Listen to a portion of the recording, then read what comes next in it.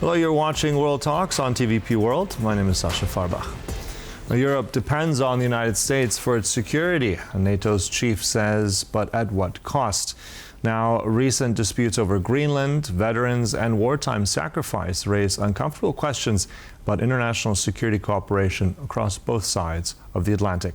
Our guest today is Korewa, Director of the Atlantic Council, Warsaw office, to discuss it further.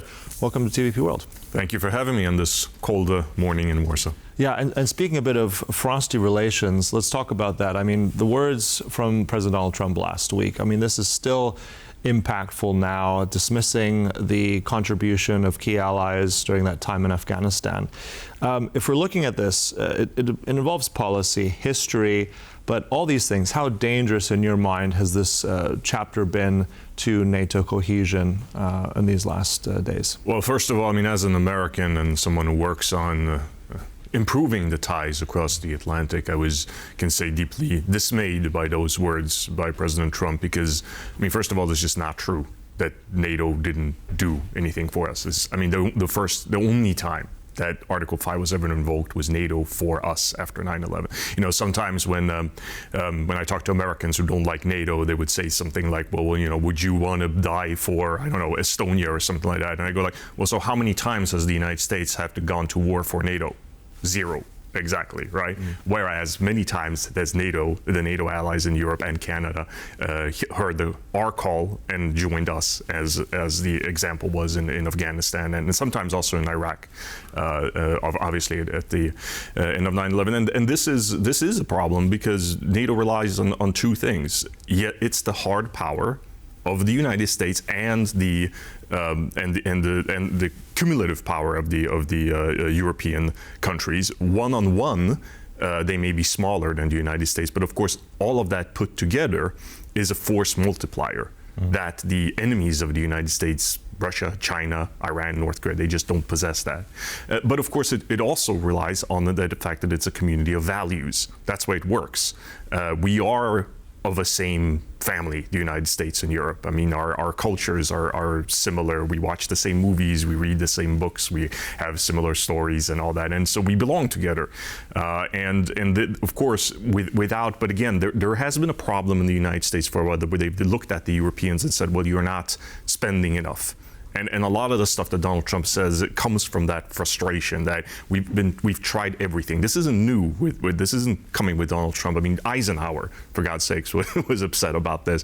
And the United States say, well, we've tried everything and nothing works. So we're going to try to do this crude kick in the pants kind of thing, which of course is as I said, it's crude, it slams across the board, and again, like, it includes a lot of statements that are simply, you know, false, as is the case about Denmark and other allies. So there's an understanding that I understand completely that a lot of Europeans are dismayed when they hear something like this. I am as well, but I'm trying to look where this is coming from. And again, despite a lot of statements that are being made here and there, the cooperation on the hard security matters between the United States and Europe remains strong, and because it has to be.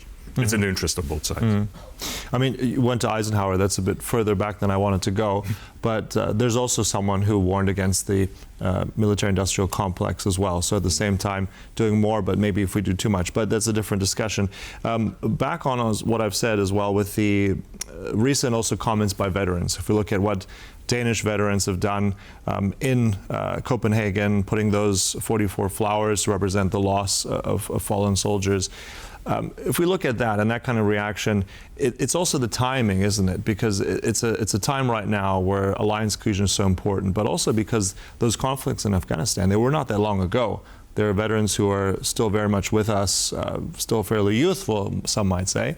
So in the interpretation of that, how much does that impact, let's say, now even command and control, you know, those partnerships that are ongoing right now? How much damage? Is this just a temporary blip or a crisis? Is this something of a deeper decoupling? You said they belong together, but this impact, you know, has been felt right now, hasn't it? Of course. I mean, war is, it's not just about weapons number. I mean, it's a human endeavor, right? And it requires, again, this feeling that you're doing something. I mean, that you're doing something that makes sense and has a meaning. And so, obviously, when the country that you went to war with slaps you in the face in the way that the United States just did to Denmark. And of course, I think that the reaction from the Danish veterans, I mean, it's not just a statement about doing nothing in Afghanistan, it's obviously the US policy vis-a-vis Greenland. I mean, I think that has a huge impact here as well. As a background, I mean, I grew up in Sweden, and so in Scandinavia, we would typically always say that the Danes were the ones that were always the most pro-American. They were the ones who kept always saying that, no, you know, security, that's the United States, in a way that's kind of similar to Poland, right? And that also explains the fact that, unlike many other Scandinavian countries, the Danes, when they joined the coalition of the willing in Afghanistan, they put themselves in harm's way. They sent their soldiers to some of the hardest places in Afghanistan, and their casualties as a result of that. I mean, if you think about it, the Danes lost, what is it, something over 40 soldiers, but it's a country of 5.5 million people, right? And again, like, what do they have to do with Afghanistan, really, if you think about it? So there's that. As far as the command and control, and I think those things are working well, but of course, again, it is based on trust, and in that sense. And as far as the decoupling is concerned, well, this is exactly the danger that I think that not too many people in the United States seem to understand. Often I hear some people in the U.S. talking about reverse Nixon, right? Like we're kind of trying to quiet things down with Russia so that we can decouple them from the Chinese and so on. I think this is a complete fool's errand, because what's happening instead is that the Chinese are looking at the quarrel between the United States and Europe, and they might think that they would try to decouple us from each other. So if anybody's doing Nixon, Kissinger, it's the Chinese. And the European Union has actually put in a whole bunch of mechanisms that were originally designed to decouple Europe, or de-risk rather, because decoupling is not really what Europe's going to do, but de-risk Europe from China at the request of the United States. But if the Americans aren't careful, these tools can be turned against America as well. So Europe does have some muscle here. So, and again, this is something that the United States should keep into account. And the proper way of approaching this, obviously, is not some idea of taking Russia away from China. That's a pipe dream. What needs to be done is to double down on the transatlantic partnership against both the Russians and the Chinese. Because put together, Europe and the United States is far stronger than Russia and China. You meant about, you're talking about muscling up what Europe can do, and we've seen that now, more European countries stepping up defense spending as you alluded to, what Trump has wanted for some time. That seems to be working, but nevertheless, you had now voices within Europe who are saying, well, we can do this on our own, this European security, strategic autonomy.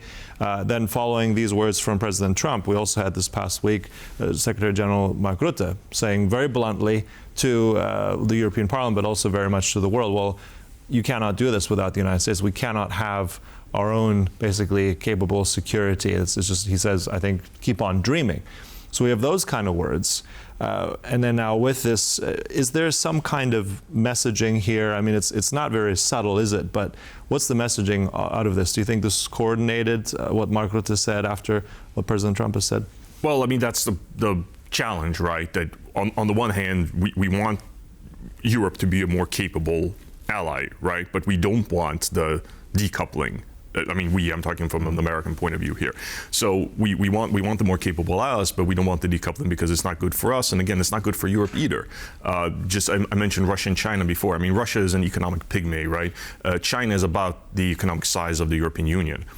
The American economy is even bigger, right? So obviously, Russia and China put together, okay, that's something, but the United States and Europe put together, far greater than that. So it doesn't benefit either side to do such things, and especially when it comes into military matters. I mean, look, the United States is a country, the European Union is not, and it shouldn't be.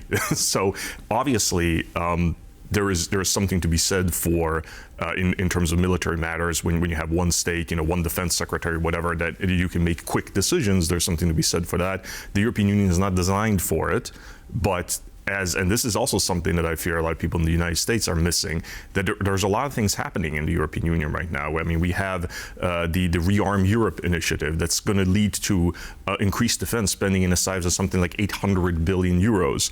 The SAFE Act, a special loan backed by Brussels, 150 billion, which has been approved for Poland. I mean, if you think about it, only a decade ago, everybody in Europe was talking about how we need to, tighten the budgets because of the euro crisis, and it's actually a pretty big turnaround, especially again considering that there is no such thing as a European government, and again there shouldn't be. So that is actually something, and I'm saying that because if you read this national security strategy in the United States, it feels like the different parts of the different areas of the world were written by different people. They probably were, because when they talk about Asia, it's numbers. Oh, the numbers are so important, and this, and Asia is so important, and all that. It's like, okay, sure.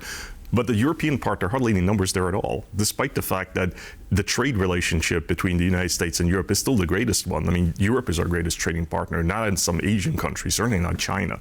So again, like I sort of fear that maybe there's a risk of overcorrectness from both sides, and again, that is in nobody's interest. Yeah, but I want to come back to what you said about because the concept, if we refer to countries, the United States, then Europe. Europe, that term we have to include. Well, we have to distinguish. Does that mean the European Union? Does that mean certain key players in Europe, like Germany? Does that mean the UK, right? This definition, I think, is important as well. And this is something that Brussels time has trouble with, the European Union, to try and say, well, are we going to be that industrial component? Or you mentioned rearm Europe, you mentioned all these things that to find more procurement, to build up the industrial capacity. But when it comes to military matters, they've always said, well, that remains with NATO. So in all these systems, is Europe, in your mind, the European Union, the continent, key nations, are they moving in a direction where that can be logistically and, let's say, at an efficient level that's required for the threats that it faces?